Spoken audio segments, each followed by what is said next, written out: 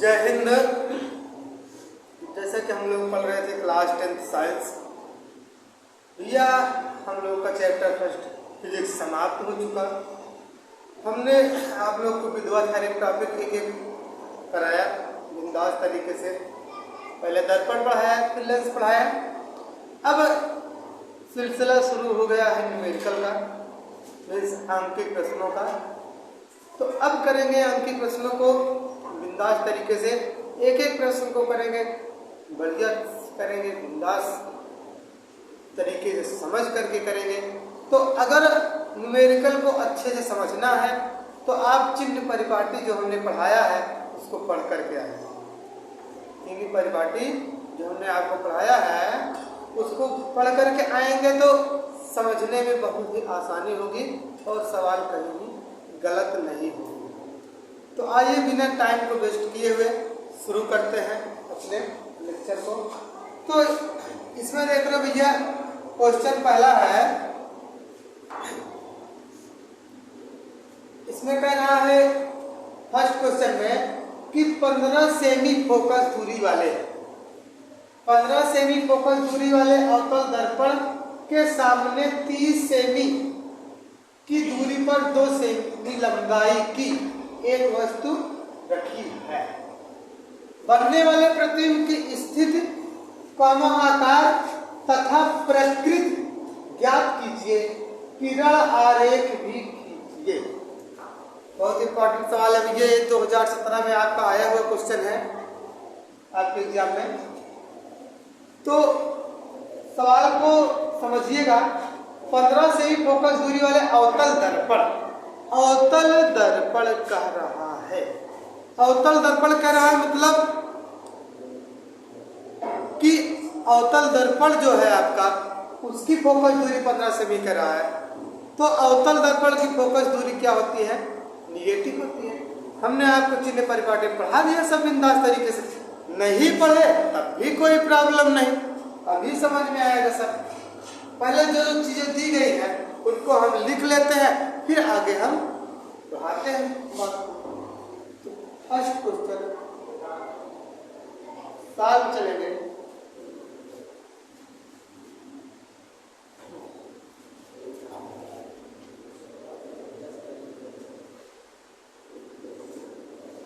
देखो भैया, सबसे पहले क्या दिया है? 15 सेंटीमीटर फोकस दूरी वाले अवतल दर्पण मिल से कह रहा है कि अवतल दर्पण की फोकस दूरी स्मॉल एफ बराबर कितना गया है? 15 सेमी। अब देखो भैया, ये आपका अवतल दर्पण इस तरीके बनता है। ये मेन एक्सिस, प्रिंसिपल एक्सिस मतलब मुख्य अक्ष है। कोई वस्तु रखते हैं, किरण ऐसे जाती है, फिर ऐसे जाती है, काटती है कहीं पर। तो जहां पर ये किरणें मुख्य अक्ष को काटती हैं वो मुख्य फोकस होता है। ध्रुव और मुख्य फोकस के बीच की दूरी को फोकस दूरी कहते हैं। यहां से अगर एक लंब रेखा खींचे तो ये y अक्ष हो गई, ये x अक्ष हो गई। तो x अक्ष ये है, ये x माइनस हो गया, ये प्लस हो गया, ये प्लस, ये y माइनस हो गया। तो इधर की सभी दूरियां क्या होंगी भैया? निगेटिव होगी। तो कहने का मतलब इसकी फोकस दूरी इधर है, ये क्या हो गया? सवाल में तो आपको प्लस में 15 लिखा है, लेकिन वो ये बता रहा है कि अवतल दर्पण, आप पकड़ो सवाल को कि अवतल दर्पण है तो निगेटिव होगी फोकस दूरी। समझ में आएगा? आगे चले, देखिए ध्यान से। एक बात क्लियर। दूसरी बात कर रहा है कि सामने 30 सेमी की दूरी पर, मतलब कि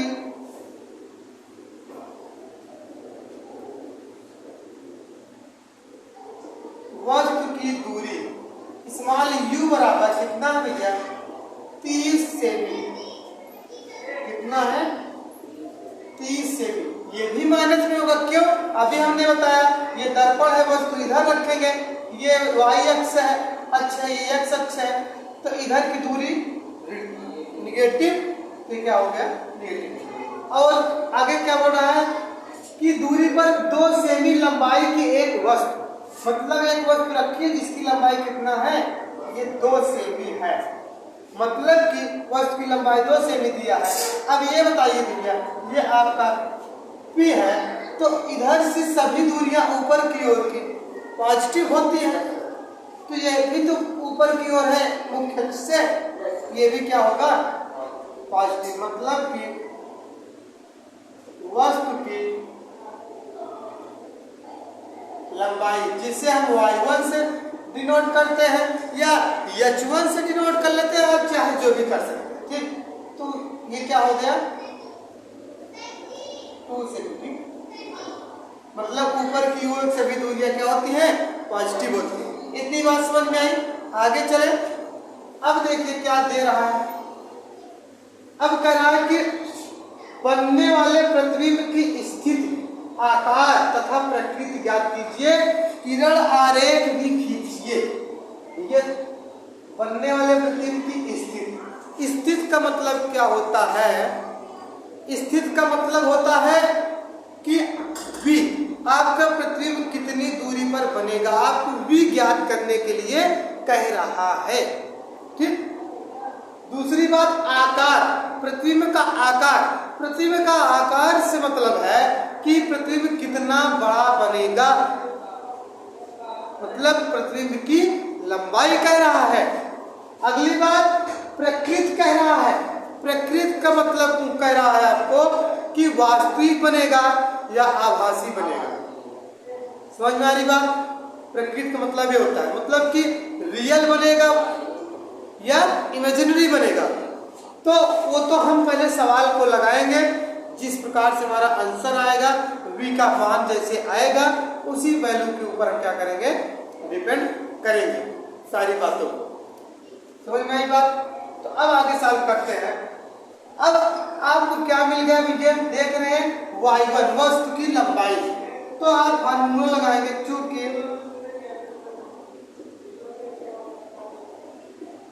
रेखीय आवर्धन, रेखीय आवर्धन, रेखीय आवर्धन आप जानते हैं m बराबर y2/y1 इक्वल टू -v/u, ये होता है आपका दर्पण के लिए रेखीय आवर्धन। समझ में आई बात।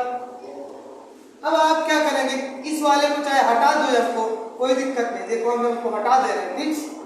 तो y2 का मान कितना है, नहीं पता, y1 कितना है भैया, 2 सेमी है, इज इक्वल -v का मान कितना है, नहीं पता, ये u है भैया, u का मान कितना है,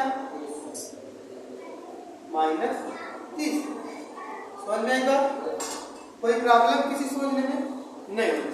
अब देखिए भैया, माइनस से माइनस कैंसिल हो गया, तो क्या बन गया, y2 इज इक्वल टू, ये इधर जाएगा 2v/30, मीन्स कैंसिल कर देंगे, तो y2 इज इक्वल टू क्या बन गया, 1/15v, ये क्या बन गया, y2 बराबर इक्वेशन फर्स्ट बना, क्या बन गया, इक्वेशन फर्स्ट बन गया।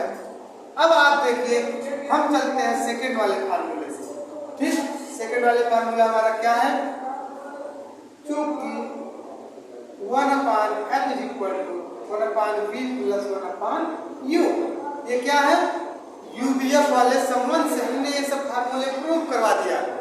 तो आप देखिए 1/f की वैल्यू क्या दे रखा है भैया, f की वैल्यू क्या दे रखा है, यहाँ देखो -15, ठीक, इक्वल 1/v प्लस 1/u -30।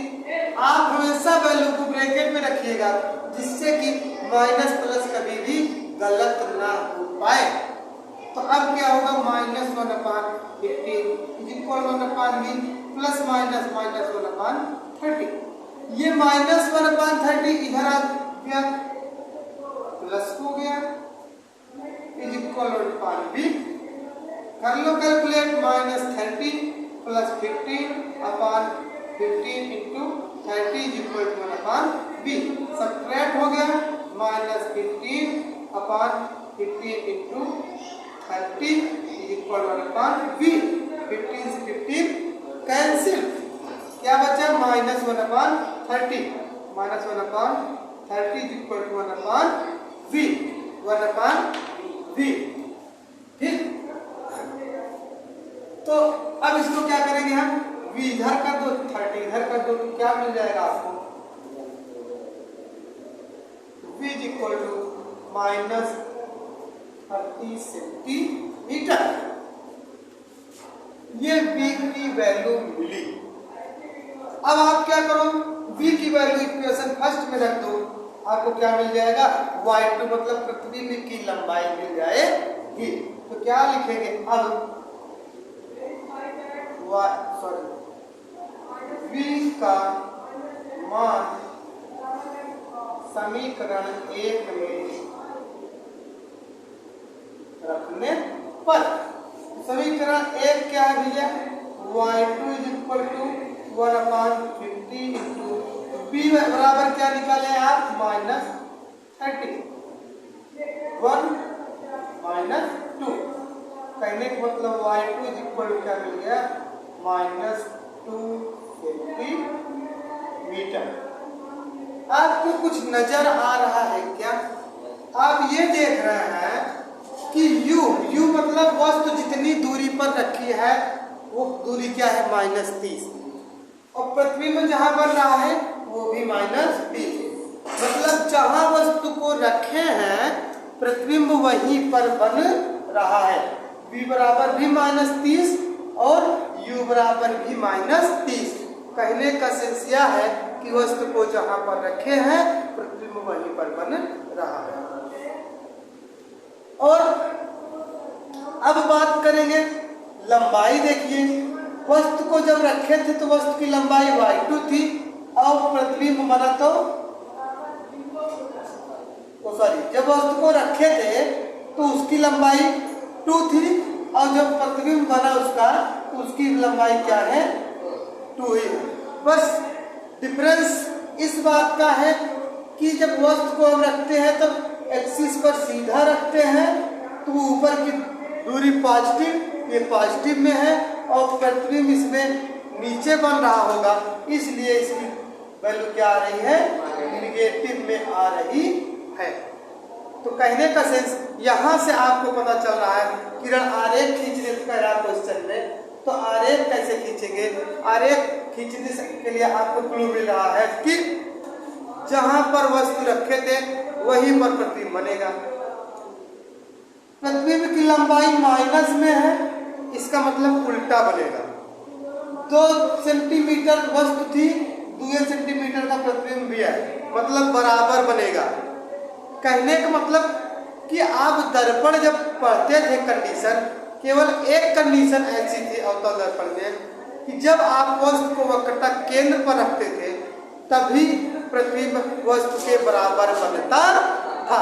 कहने का सेंस यह कह रहा है सवाल में कि प्रतिबिंब वस्तु कहाँ पर रखी गई है, वक्रता केंद्र पर रखी गई है, और प्रतिबिंब भी कहाँ बनेगा, वक्रता केंद्र पर ही बनेगा। तो आइए थोड़ा चित्र को बनाते हैं। हमको प्लेस यहाँ पर कुछ नजर आ रहा है,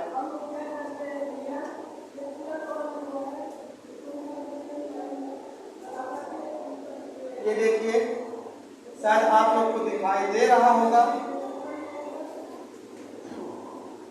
ठीक, तो हम इसको बना दिए वक्रता केंद्र। यहाँ से प्रकाश किरण चली और मुख्य अक्ष से निकल आई, दूसरी प्रकाश किरण चली और परावर्तन के पश्चात चली आई। ये थोड़ा तिरछा हो जा रही है, इसको फिर से देखिए, खींच दे रहे हैं, ये कुछ ऐसा होने वाला है।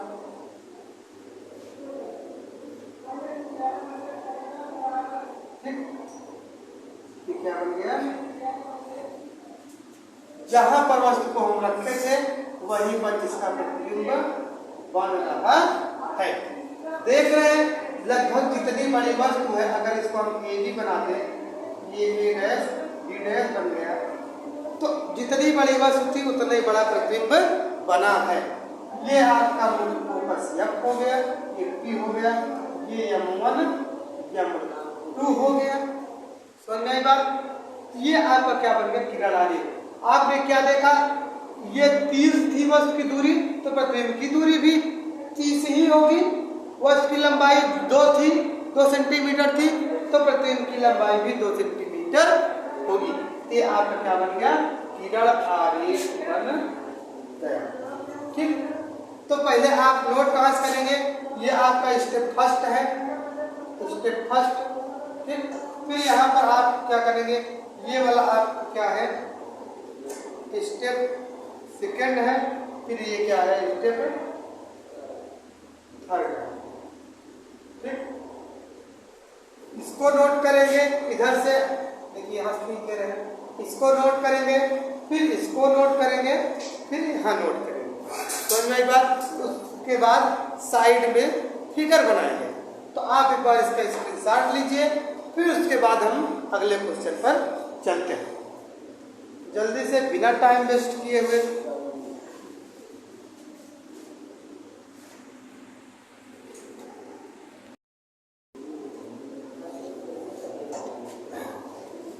हाँ देखिए भैया, आप सेकंड क्वेश्चन करेंगे। सेकंड क्वेश्चन में क्या कर रहा है आपका? पढ़िए जरा। 3.0 से भी लंबी एक वस्तु एक 8.0 सेमी वक्रता त्रिज्या वाले अवतल दर्पण के सामने 12 सेमी की दूरी पर मुख्य अक्ष पर रखी है। प्रतिबिंब की स्थित आकार व प्रकृति ज्ञात कीजिए। प्रतिबिंब की स्थिति का मतलब भैया v आपको ज्ञात करना है। प्रतिबिंब कितनी दूरी पर बनेगा? आकार मतलब प्रतिबिंब की लंबाई ज्ञात कीजिए। प्रकृति मतलब वास्तविक या आभासी, मतलब रियल या इमेजिनरी, क्या प्रतिबिंब बनेगा। आइए सवाल को सॉल्व करते हैं। सेकेंड नंबर क्वेश्चन है, 3.0 से भी लंबी एक वस्तु, मतलब कि वस्तु की लंबाई को y1 से व्यक्त करते हैं। कितना है? 3.0 से भी। ठीक, कोई प्रॉब्लम नहीं होनी चाहिए। एक वस्तु एक 8.0 सेमी वक्रता त्रिज्या वाले अवतल दर्पण, मतलब कि वक्रता त्रिज्या किसकी? अवतल दर्पण की ना, अवतल दर्पण की वक्रता त्रिज्या स्मॉल r बराबर कितना दिया गया है? -8.0 सेमी। अब कहूँ सर जी माइनस काहे कर लिए? प्लस में दिया था, तो अवतल दर्पण है। अवतल दर्पण ऐसे बनेगा, यहाँ कहीं f होता है, यहाँ कहीं c होता है, यहाँ से यहाँ तक दूरी को वक्रता त्रिज्या r कहते हैं। इधर की दूरी निगेटिव, ये वस्तु की लंबाई थी, वस्तु ऐसे रखेंगे, ऊपर की दूरी पॉजिटिव प्लस। बात क्लियर? हाँ, अब आगे चलिए।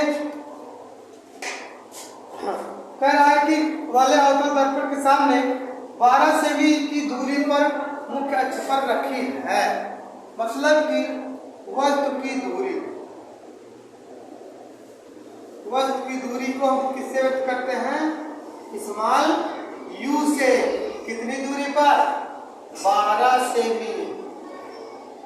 क्या ये सही लिखे हैं? गलत, माइनस होगा, क्योंकि वस्तु तो इस तरफ रखते हैं, तो वस्तु की दूरी क्या होगी? निगेटिव होगी, ऋणात्मक होगी। यहाँ तक बात क्लियर? अब आगे क्या कर रहा है? प्रतिबिंब की स्थिति मतलब v आपको ज्ञात करना है, और आकार मतलब y2 ज्ञात करना है, और उसके बाद प्रकृति रियल या इमेजिनरी मतलब वास्तविक या आभासी बनेगा। तो आइए सबसे पहले हम यहाँ से देखते हैं, क्योंकि फोकस दूरी f बराबर r/2, फोकस दूरी f बराबर r/2, तो r की वैल्यू कितना है भैया? -8। ठीक, इक्वल टू कितना हो गया? -4 सेमी। मतलब कि F बराबर आपका कितना हो गया -4 सेमी। ठीक, ये F की वैल्यू निकल गई। अब आपके पास F है U है तो V निकाल लेते हैं, क्योंकि हम जानते हैं क्या 1/F equal to 1/V plus 1/U। 1/F is equal to -4 is equal to 1/V नहीं पता है, 1/U कितना है -12। ठीक, -1/4 is equal 1/V plus minus -1/12 -1/4 minus इधर आया तो प्लस इज इक्वल 1/V। ये 12 1 जा 12, 4 1 जा 4, 12 into 4 into 12 is equal to 1/V। तो एक स्टेप और नीचे सॉल्व करते हैं। देखिए भैया, ये सब्ट्रैक्ट हो जाएगा -8/4 cross 12 is equal to 1/V। ये 1 2 हो गया, ये कितना हो गया 6 हो गया। तो क्या बचा आपका भैया माइनस, यहाँ आप सॉल्व करते देखिए जरा, ये आपका क्या बन गया -1/6 is equal to 1/V। V इधर 6 इधर माइनस V उधर, तो V इज इक्वल टू -6 सेमी। मतलब कि आपका प्रतिबिंब कितनी दूरी पर बनने वाला है भैया 6 सेंटीमीटर की दूरी पर बनने वाला है।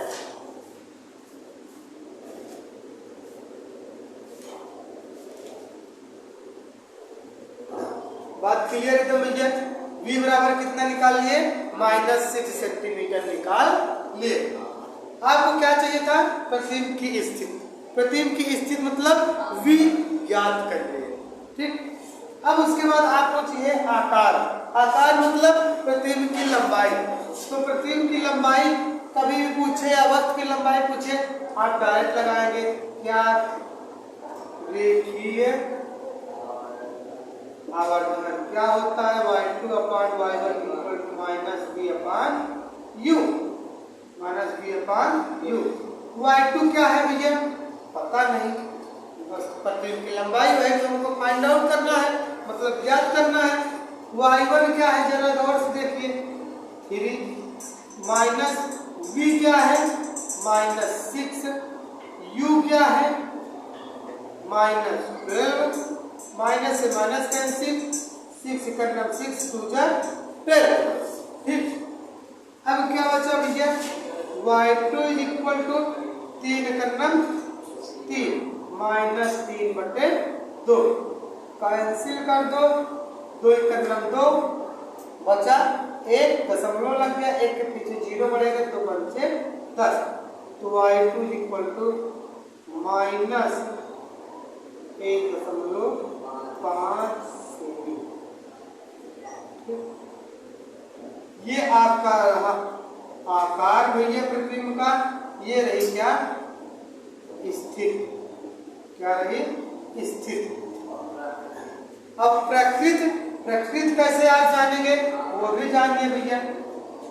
ये देखिए जब V निगेटिव बना है, V निगेटिव का मतलब ये है कि अगर लेंस अवतल है तो प्रतिबिंब इधर ही बनेगा, प्रतिबिंब इधर बनेगा, इधर बनेगा। इधर बनने का मतलब प्रतिबिंब वास्तविक बनेगा। अगर आभासी बनता तो पीछे बनता, उसकी दूरी पॉजिटिव होती, मतलब V बराबर प्लस होता, लेकिन माइनस है तो इधर बनेगा। समझे, ये क्या हो गया आपका वास्तविक होगा। वैसे भी प्रतिबिंब की लंबाई निगेटिव है, नीचे की ओर बनेगा, नीचे की ओर बना प्रतिबिंब वास्तविक होता है। आभासी प्रतिबिंब सीधा बनता है। ठीक, जहां भी बनेगा सीधा बनेगा तो उसकी लंबाई प्लस होती है। तो आपकी प्रकृति कैसी हो गई कहने का मतलब फाइनली आंसर क्या लिखेंगे 6 सेमी